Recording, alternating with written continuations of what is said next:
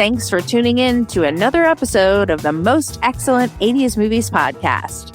Want to skip those ads and get early access? Become a member at truestory.fm/join and discover all the other great perks that come with it.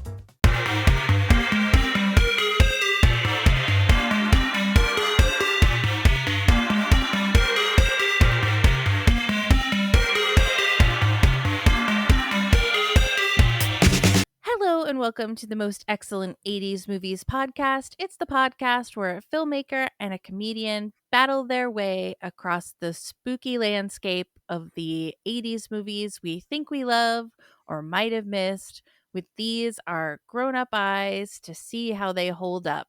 And today we're talking about Monster Squad, a movie selection from 1987 about which Letterboxd says, "You know who to call when you have ghosts. But who do you call when you have monsters?" Count Dracula adjourns to Earth, accompanied by Frankenstein's monster, the Wolfman, the Mummy, and the Gill Man. The Uglies are in search of a powerful amulet that will grant them power to rule the world. Our heroes, the Monster Squad, are the only ones daring to stand in their way. It's so weird that it says he adjourns to Earth. Like, what planet was he on before? All right. The copyright safe Gill Man. Yes, Gill Man. All right, here comes the trailer.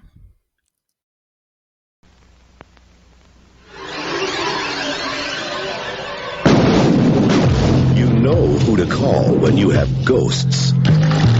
But who do you call when you have monsters? We're the Monster Squad. What's a squad? It's like Miami Vice, I think. They're young and inexperienced. Naughty virgins. They're a bit disorganized.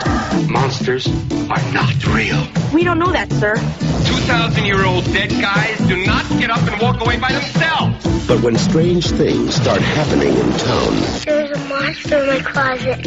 Ooh, look at that big, scary monster. What's happening? 2 ways to kill a werewolf. Silver bullet? They're the only ones ready to do battle. Something's out there that's killing people. And if it's monsters, nobody's gonna do a thing about it but us. Soon the creatures of the night shall rule the world. Real monsters? Us? Midnight. In the world, remember?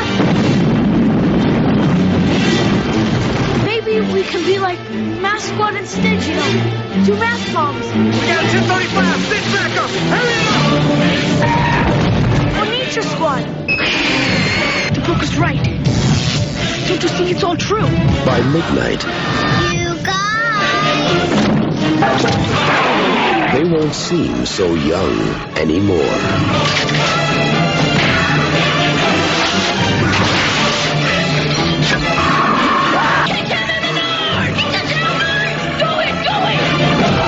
The Monster Squad. Wolfman's got mask.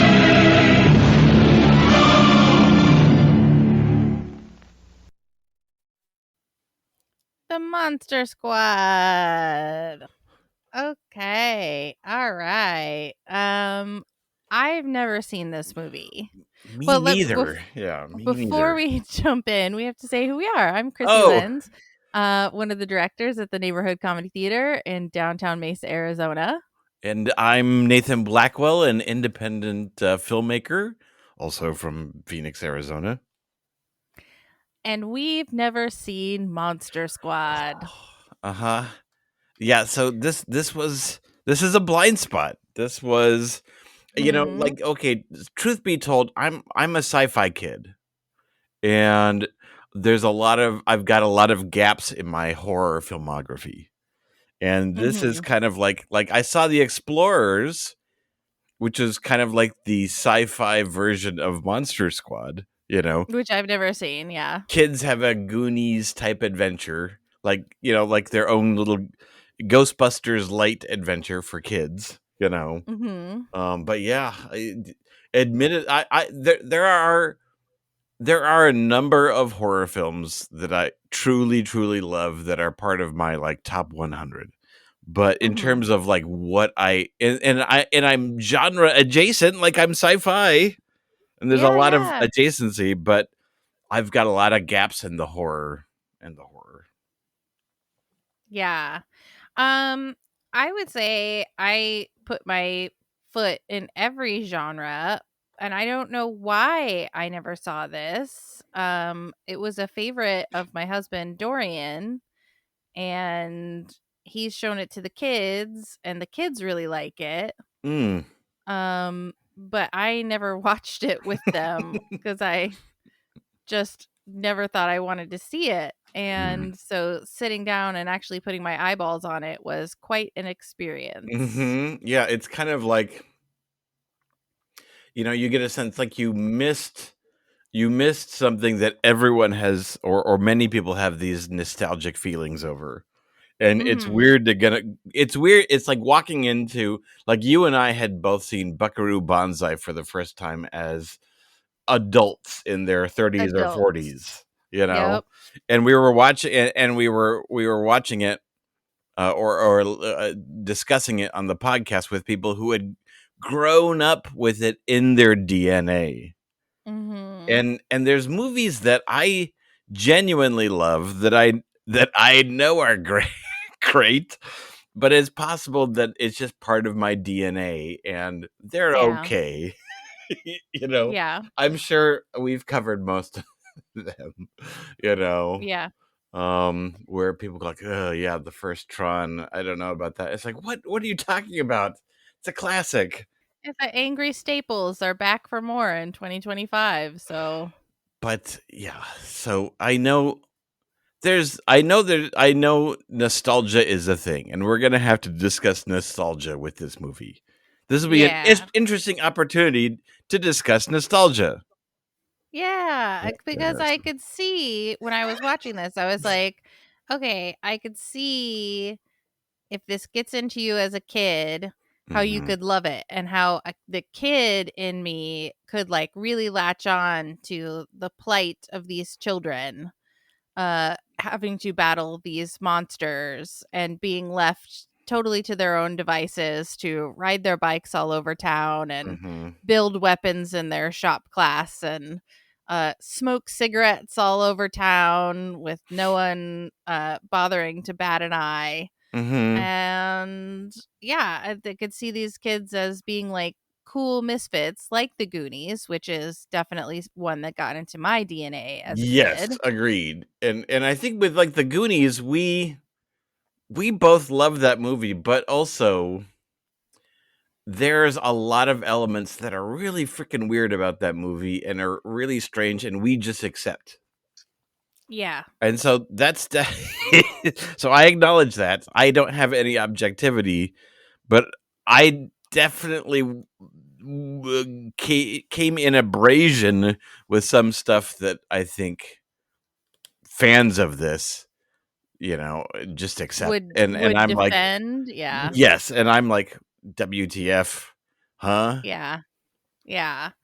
I'll say out the gate, it was shocking to me how many times the F slur was uttered by these innocent children. And I know that defenders of this movie and defenders of not looking at the 1980s movies with a critical modern eye will say that was the vernacular of the time. It was a word that was used. And I hear that argument. And, one of my favorite movies, Bill and Ted's Excellent Adventure, has the F slur in it. It's just, to me, shocking to hear with the... Well, at least they pack it all in the first 10 minutes. They do. And it's just outrageous to me to hear out of these kids' mouths. And I know it's a word that they would have said in the 1980s, but oh God, to me, it just like rubs the wrong way. Yeah. So the thing that bumped me the most on this movie was I just didn't get a sense of like the kids' personalities. I mean, obviously there's the cool kid, and then there's like the normal kid, and then and then all the other normal kids. Yeah, well, then And then the the fat kid. fat kid they call Fat Kid. Yes. And he's like, "My name is Horace," and it's like, okay, but they just call him Fat Kid. It's so right. So Goonies was 85. This is 87, right? So they've had 2 years to come up with something. Right. What Goonies did right is that they really sketched each character in a very different kind of like personality, you know. You had Chunk, okay, the fat kid, and then you had Data, who's inventing things. He's Asian. He's got Asian parents. That's interesting. Yeah, that's new and different. You've got Mouth, who's a snarky bad kid, friend of the podcast. Yes, Corey Feldman. Yes, and then you've got the normal kid. You know, Sean Astin, who is all of us. Yes, he is. He is the everyman. But they were just a little more. I was trying to hook into these kids to try to understand them, but they're basically just kids. They're just kids for the most part. And then it was inexplicable to me, so I understand why the little girl was hanging out with them, because she's the little sister, and like I could see the mom just being like, "Go hang out with your brother. I don't want to supervise you." Yes. But why was David Faustino with them? Eugene. Why was he part of the Monster Squad? It seemed like a good I don't know. Idea. Yeah. It seemed like they needed another young kid. Yeah. All right, let's get into it. So we have let's back up just a bit before we get into it. Okay. So when we also talk about nostalgia, we're also talking about we're really talking about nostalgia of Universal horror monsters. Yes. So I think there's they're copyright proof adjacent. Yes, because Dracula and Frankenstein are public domain. Creature from the Black Lagoon is not. Right. So Gilman. Gilman. He's the only one who's not mentioned by name. Yeah. Yeah, everyone is. But yeah, so there's nostalgia for this movie in particular, but there's also nostalgia for the Universal horror monsters, you know? Right. Which was the original door you enter in for this movie. And I do have nostalgia for those Universal horror monsters, you know? Okay, I don't. But at the same time, I don't. So this is kind of like, oh my God, this is like the Avengers of Universal monsters, you know? And I didn't quite feel the, oh my God, they're all coming together, like charge from it. Like, so I like any weird kid, like you kind of like have like, I don't know if this is the same with your kids, but it seemed like every 6 months or maybe even shorter, like you were obsessed about something, you know? Right. Yeah. Of course. Whether it's like space or nights or, you know, for a brief time, it was for me like the Universal monsters. And they weren't really scary because these are all black and white movies. But I think the thing that jump started it is that I had these little figurines. I had to Google it. The Remco Universal Monsters from 1980. It was a 6-pack. It was Frankenstein, Phantom of the Opera, Creature from the Black Lagoon. Phantom of the Opera. Only one of them is a singer. Right. Wolfman, Dracula, and the Mummy. And so I had these little figurines, and I rewatched, and that's when I watched the movies. And it was really more the figurines that were kind of my gateway. But to me, it was like a horror version, but not that, a little scary, but not that scary, you know, not Nightmare on Elm Street scary, not like Stay Up. Like they were kind of once they were kind of like aliens are. Like aliens are cool and different, and people are afraid of them and they're running from them and they try to attack them or try to survive or whatever. But it wasn't like nightmare fuel for me, you know. And so I was really into those guys, but yeah, it felt like when Monster Squad like introduced them, it's like, oh, and then are you telling me this mummy just escaped? And then the mummy is just like hanging out with them. Like it never felt like Yeah. each of them were treated in a fantastical status, maybe with the exception of the werewolf, you know, where we got to meet the guy. Got to have an arc. Yes. He got to have a story. Everyone else was just and he was a fun actor too. Yeah. John Grease, yeah. Yeah. The uncle from Napoleon Dynamite. Yeah. He's out there working. He's a working man. He's a journeyman. Yep. He's great. And he's so like you pity him. Yeah. Which is that's the thing. It's like with the Wolfman, you have to pity, like he's cursed, you have to pity him. If anything, it's kind of like a please kill me, just do it. Thank you. You know, he got the arc. I felt like he was the only one who got the arc. Dracula was just mustache twirling. Well, no, okay, to be fair, Frankenstein got the arc too. Yeah, that's true. Frankenstein got to go on a little journey of love. But yeah, the mummy for the most part was just comic relief. And then Gilman just kind of shows up at the end to die. Yeah, well, he pops up for a jump scare once. Yeah, and he was always kind of my favorite just because he looked like a He-Man character. Yeah. You know? Okay. But I would say next in line would be the Wolfman. Yeah, I think Wolfman is one of the ones that has the most lore. Like I would say the Mummy like probably has the least, not right. withstanding the brilliant Brendan Fraser movie. Uh-huh. Yeah, that like the Boris Karloff you know, mummy.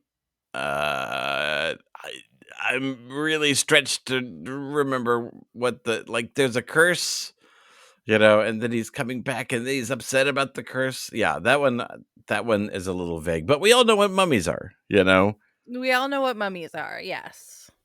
Did you know that in the 1920s, people used to eat mummies, and that's why there's not a lot of mummies left, is because it was like considered a delicacy and an aphrodisiac to eat a piece of a mummy? That's just a fact I have for you. Thank you. Serving up facts. Yeah. Oh, by the way, our bonus content today, I'm going to ask you what mummies really have you eaten? scares you. How many mummies have you eaten? Yes. No, what really scares you, like in the real world? Oh, geez, like what phobias? What really scares you? Yeah. Okay, great. Can't wait. That's our bonus content, members. So, giving you some time to think it up. All right, are we ready to jump in? Yes, let's jump in. Okay, so we get some opening crawl about how Van Helsing and his gang were trying to defeat the monsters in the olden days, but they totally blew it. Yeah, which is a really fun way to start a movie, you know. Yeah. If you're going to do an opening crawl, make it funny. Yeah. And then we're at a castle with lots of coffins and inexplicably armadillos, which are native to the Americas. And not Transylvania. Import. But they're there. Yeah. Invasive species. Yeah. Dracula is there. There's a Dracula lady eating a possum. Mm-hmm. Yummy. She gets killed. A girl reads to a glowing stone. And a portal opens up. And the girl gets sucked into the portal. And I was like, put a pin in this. Because I want to know what happened to that poor girl. How does the portal work? We'll revisit that when we get to the end. We'll revisit how the portals work. And then Zippity Zappity Zoo, where in 1987 where the two Because they main totally blew it. kids, they totally blew it. The monster club is in trouble for drawing monsters in class. Mm-hmm. He's got a shirt that says Stephen King rules, which is like, I'm wondering who's supervising these kids if they're obsessed with monsters and drawing monster pictures in class and reading Stephen King. They're truly unsupervised.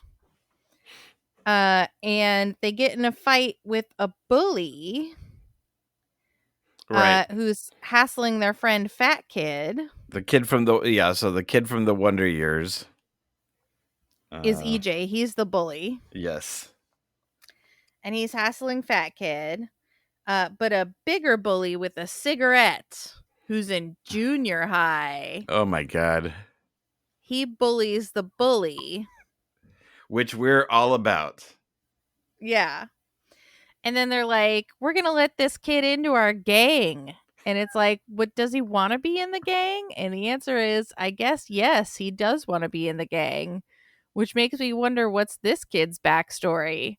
Why is he so lonely? Why is he so... Yeah, he seems like...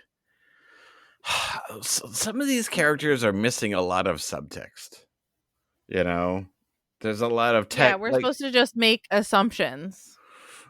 So, like, he's the cool kid, and yes, I'm up for it, but there's never any understanding of motivation of why he's allowed to smoke and wear leather jackets in school, and then also why he's so quick to join the Monster Squad. Yeah. Because, like, Bran and the older kids are with the younger kids in Goonies because they're related. Yeah. He's the older brother, and the older kids are there because Bran is there. Mm-hmm. So there's a connection. Yeah. This kid is just smoking cigarettes, and I guess maybe like when he gets up to the clubhouse and starts hanging out with the kids, he sees that he can peep on the sister next door. Right. But it's maybe that's what's in it for him. It's just here and there. Like, he doesn't ever seem to be motivated to... Like, he's not dismissing their stuff. He wants to be in the club. How many questions do I need to answer for this? You know, etc. Like, he's invested.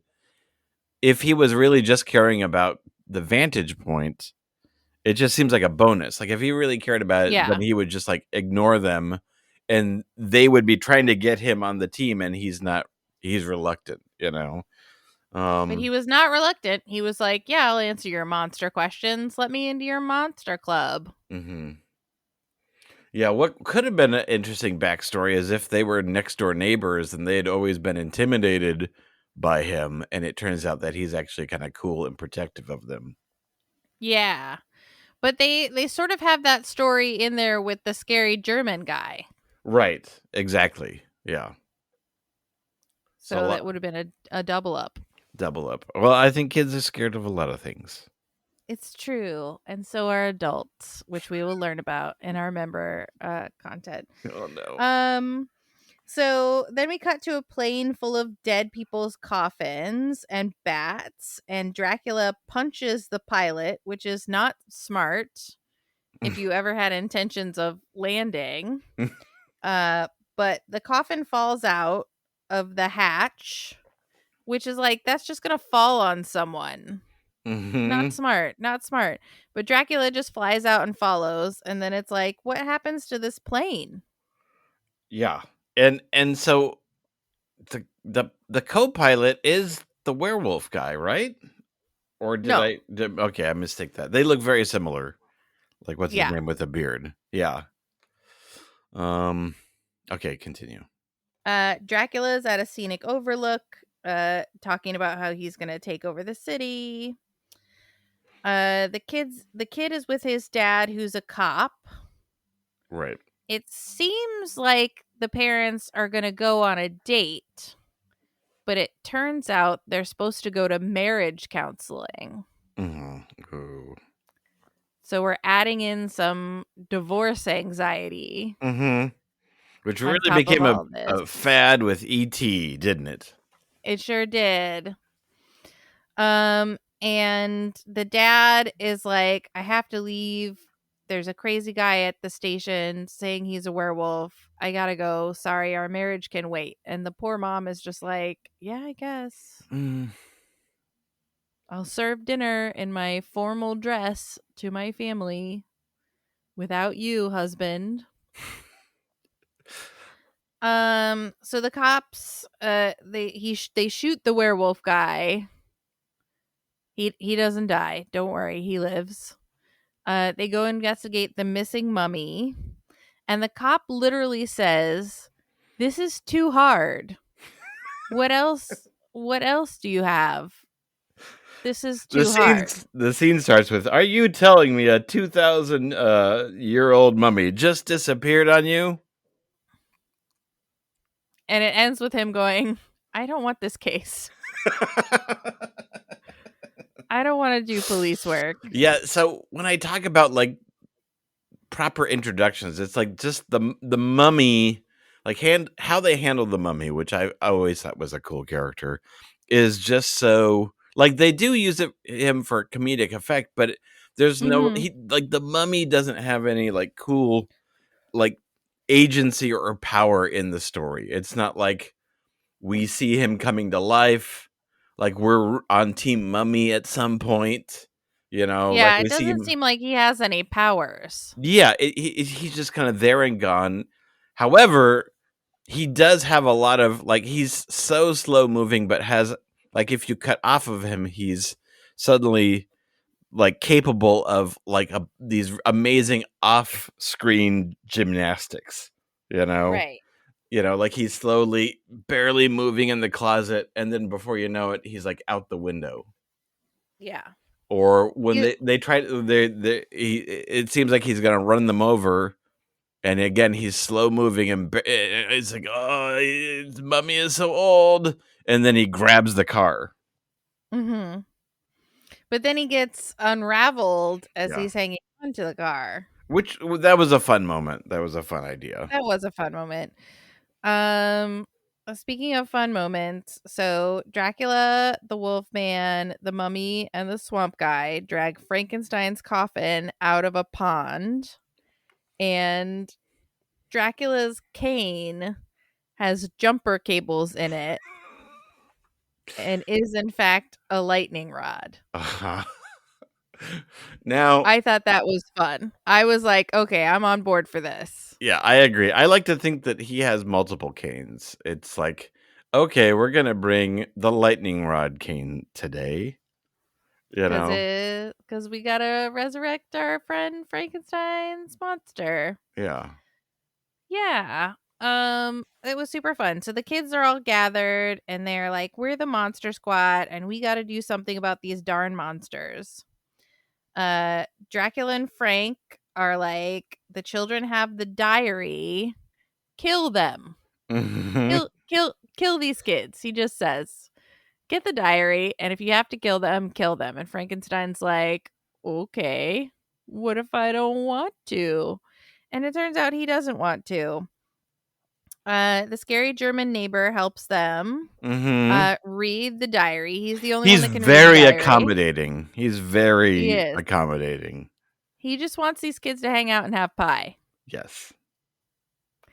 And he reads it and he tells them that there's an amulet that can only be destroyed at midnight, but also someone can do a ceremony to open a hole to send the bad guys to limbo. And this is where I'm like, oh no, that poor girl went in. Has she been in limbo this whole time? Uh-huh. I guess that's the rules. That's how it works. Oh, I don't like that. Is it just I guess it's anything that gets sucked into the portal gets sucked into limbo, right? They're just using this. Like, that's not the only way to defeat these monsters. They defeat pretty much everyone but Dracula and Frankenstein. Ahead of the portal, yeah. Yeah, ahead of the portal. Like, the portal is their most convenient method to defeat Dracula.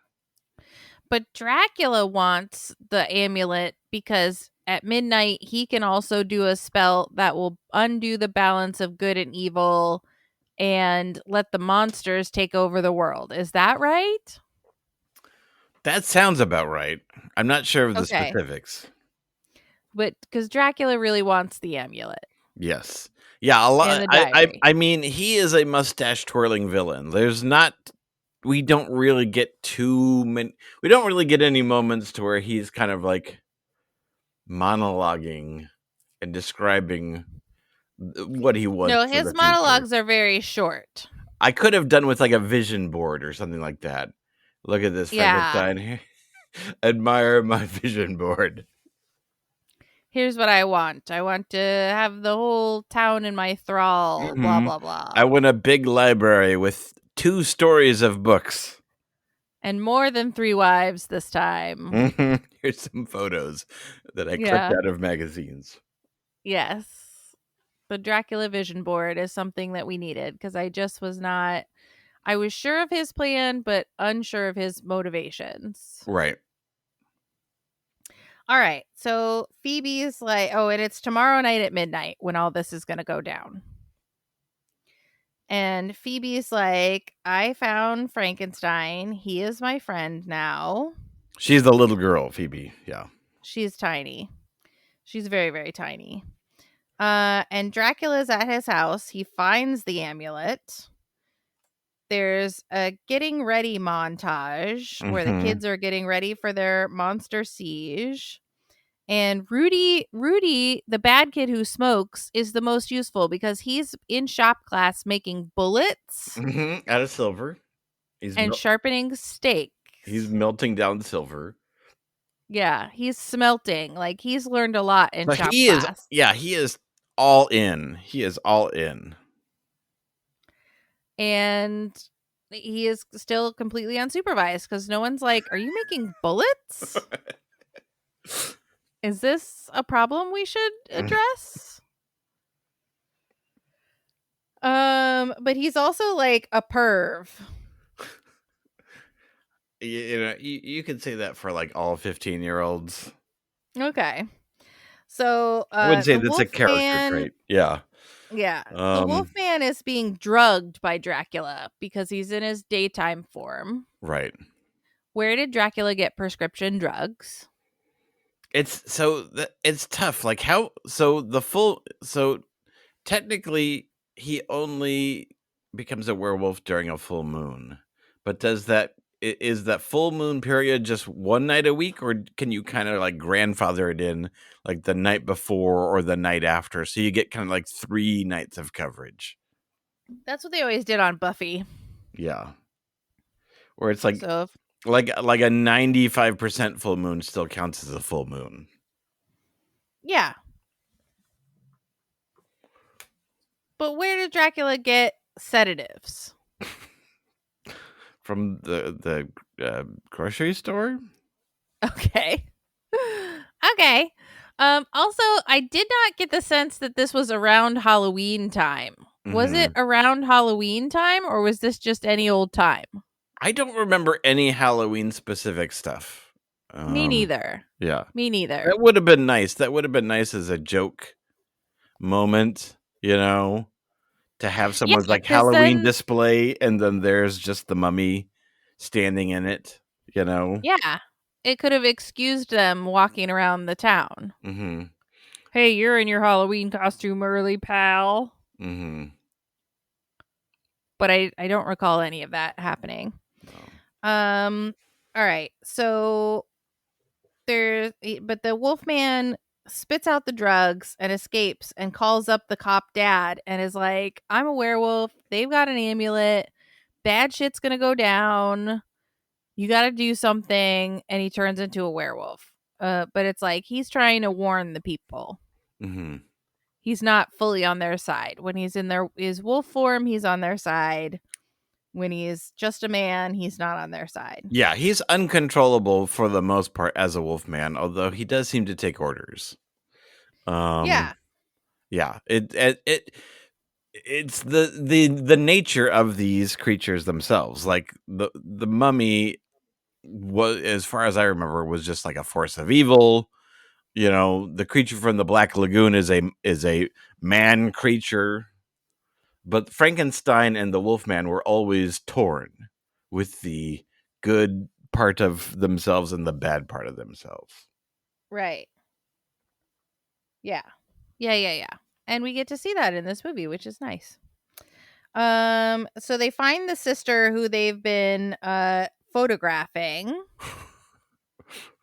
in her window. Reconnaissance. And they're like, "Are you a virgin?" And she's like, "Sure." And they're like, "Great, then we need you." And they're blackmailing her with the photo, which I did not like.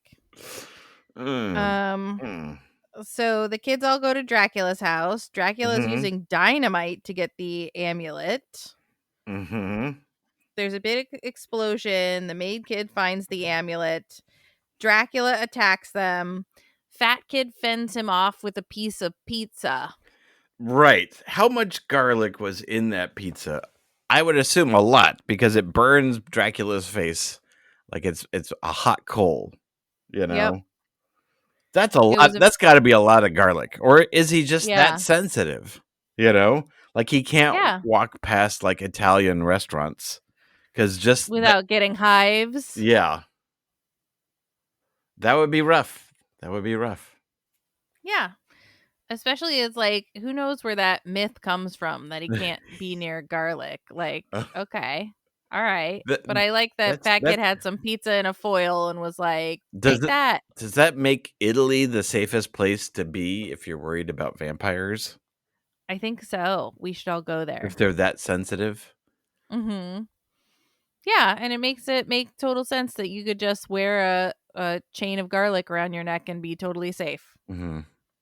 I'm sure it was an old superstition that got carried over to vampires, Yeah. that people would hang garlic or wear garlic to ward off evil spirits.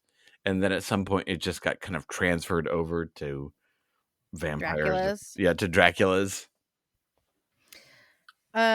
So they get away with the amulet. The kids all get together and they're in the scary German guy's car and they're like, okay, we need to go somewhere to create this portal. Let's go to a church. The mummy attacks them. He gets unraveled and the cool kid says, "See you later, Band-Aid breath." So I bet Shane Black was really high-fiving himself. We haven't talked about how Shane Black wrote this movie. No, well, he co-wrote it. I feel like, so the director, Fred Decker, also wrote this. It with anything, it's hard to know what gets changed in production, what writer did what. So it's always tough to discuss the screenplay and then the story that we see in the movie. But didn't this come out the same year as Lethal Weapon? So like Shane Black is like got two scripts on his desk. One is Monster Squad and one is Lethal Weapon. Yeah, it's I don't know the backstory, but yeah. Kids got range. Yes. All right. So the cop dad is like on the case, which I really appreciated in this movie was that he's never like, this is ridiculous. You kids are stupid. He's like, yeah, all right. I'll go fight these monsters. I got to investigate this. Dracula blows up the clubhouse with dynamite. And it's fully on fire in the kid's backyard. He turns into a bat and leaves. Yeah. The church is locked. And the kids are like, well, we can't figure out a way around that. So they do the ritual on the front steps. Yeah, the assumption is that the church would give them some sort of holy protection. And maybe they're right. But the truth would have been is that they would have opened a portal that would have totally trashed the church. Yeah. So the church was right to lock its doors. Yeah. And keep these kids out. Rudy confronts Dracula's brides.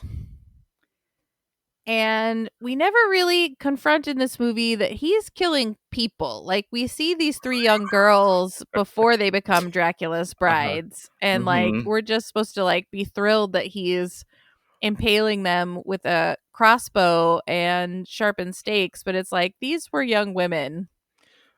All of these monsters are really slow walkers.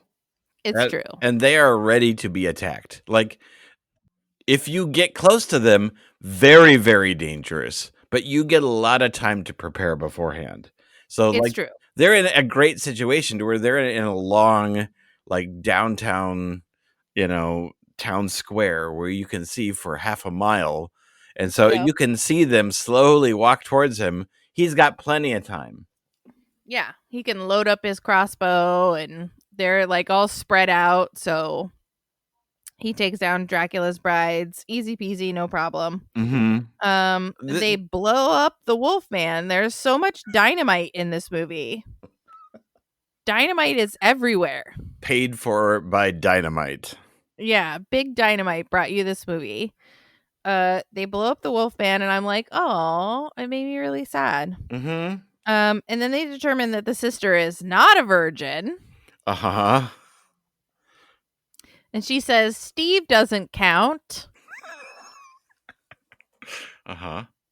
And they're all like, apparently he does. Rudy. That's not what God thinks. Yeah. So the Wolfman reassembles, and I'm like, oh, thank God he's not dead. Which Rudy is a strange shoots way him. to do it. Like, the Wolfman can only be killed by a silver bullet.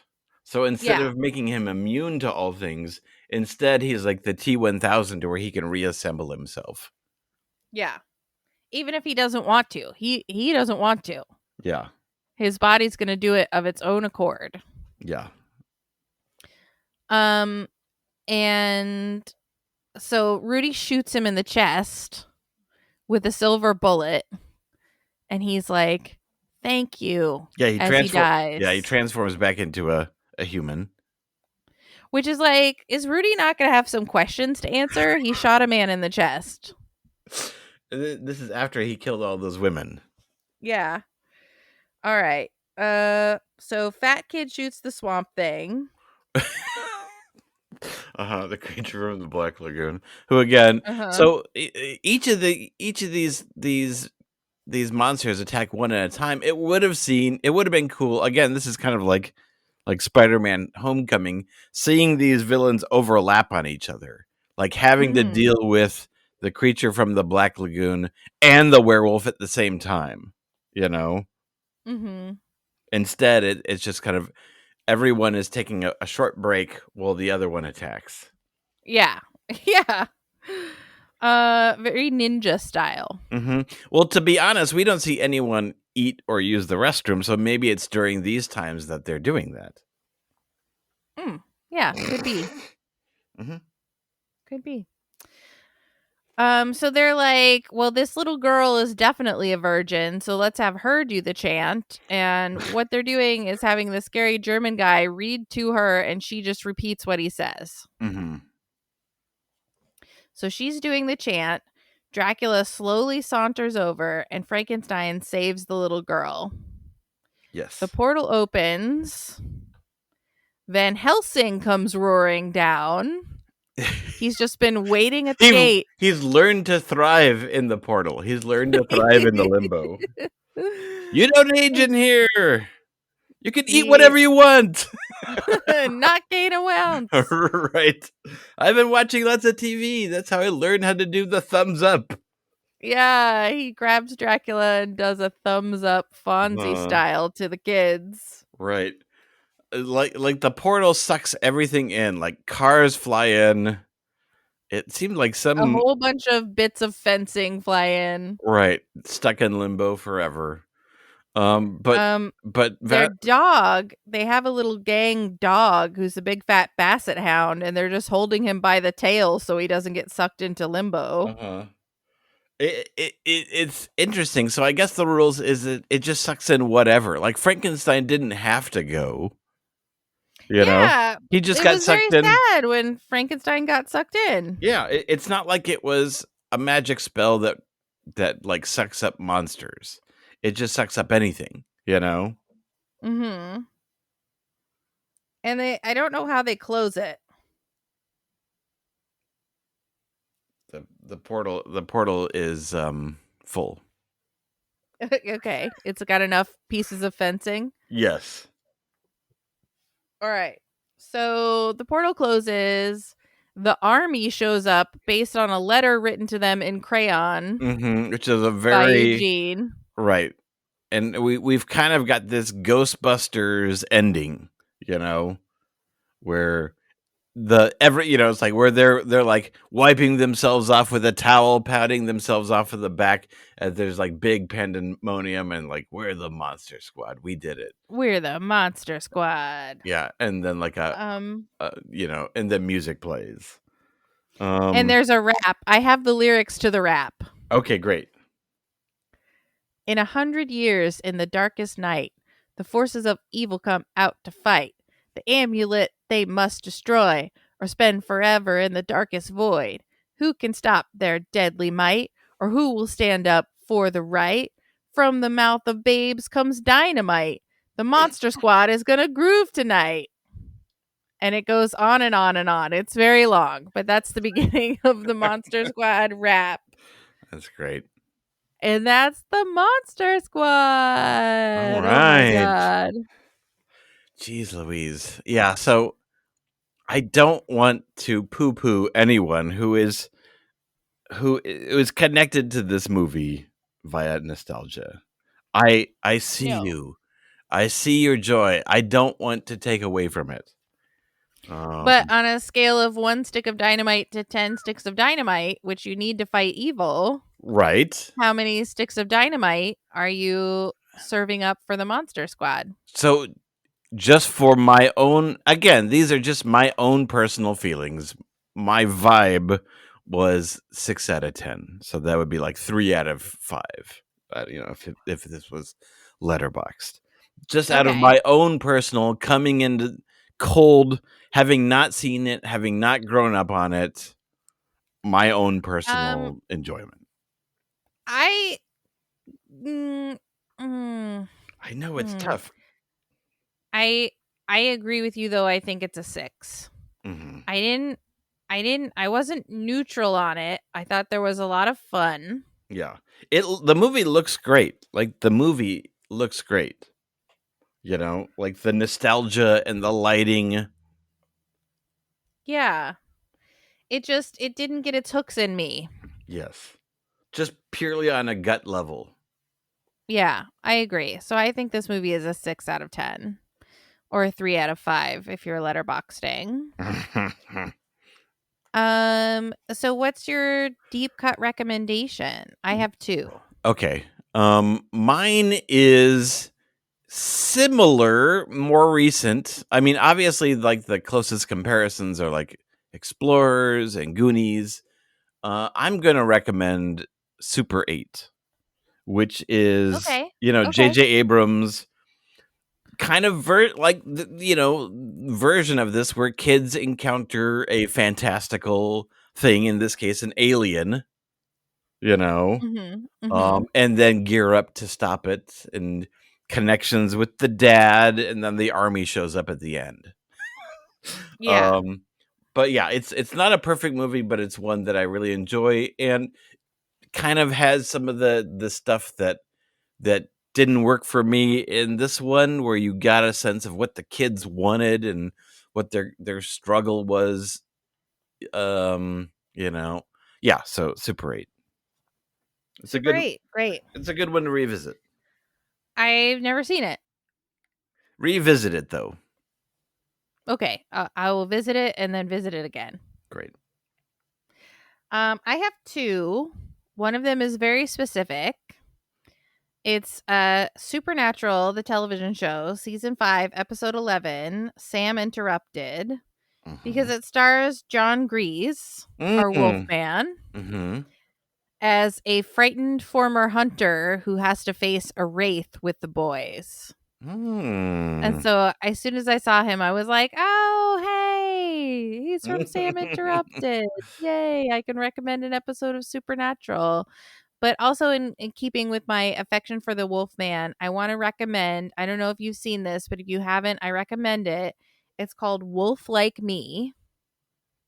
It's on Peacock. Ah. It's got 2 seasons. It stars Josh Gad and Isla Fisher. And it's the story of a man who falls in love with a lady werewolf and how they try and manage their lives. Well, that's nice. That looks fun. It is fun. It's very good. I highly recommend it. It's a very good show. I really enjoyed it. And I think you would enjoy it too. Okay, cool. Yeah, if you need something spooky to watch around spooky season. All right, so we did it. We did Monster Squad. How do we feel? I feel good.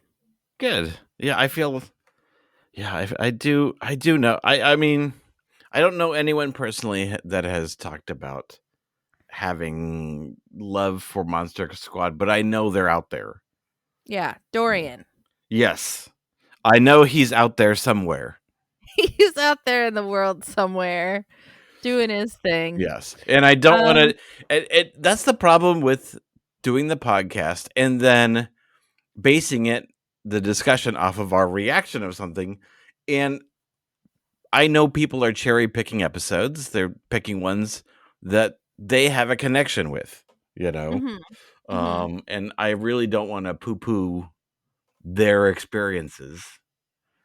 So here's what you do. If we missed something in this movie, become a member, join our Discord, and let me know, or hop on Instagram at Most Excellent Pod, Most Excellent POD, Most Excellent Pod, and shoot me a comment when this episode comes out, and let me know what did we get wrong. I don't think we poo-pooed it. I hope not. I hope, yeah. I mean, if they really hated what we said, they wouldn't have listened this far into the podcast. Yeah, that's true. So, cool. All right. Well, thanks everyone for listening to another episode. Yeah. Where can people find you doing your filmmaker magic? Well, the best place is squishystudios.com, where there's a link to my movie, the last movie ever made, and our shorts and web series and stuff like that. Excellent. You can find me at the Neighborhood Comedy Theater in downtown Mesa, Arizona, every Friday and Saturday night doing improv comedy. If you mention that you're a listener to the Most Excellent 80s Movies podcast, I will buy you a drink at the Sacred Pint, which is the tap house in front of our little theater. And also, if you want to listen to me talk about Supernatural, specifically season 5, episode 11, Sam Interrupted, listen to Gank That Drank, a Supernatural drinking game podcast, also a product of True Story FM. And if you want more of us, you can become a member. Like we said, go to truestory.fm, click on our little podcast, click on the little button there that says become a member, and you get episodes early and ad-free and with some extra special bonus content where you can get to know Nathan and Krissy a little bit better, and find out what really truly scares us in this world. And if you don't feel like spending money on the pod, but you still want to show us a little bit of love, it's easy to do. Like, rate, review, subscribe. Give us a 5-star review. It means so much to us. And when you're out there in the world, please keep the Most Excellent 80s Movies podcast motto in mind. Be excellent to each other and party on, dudes.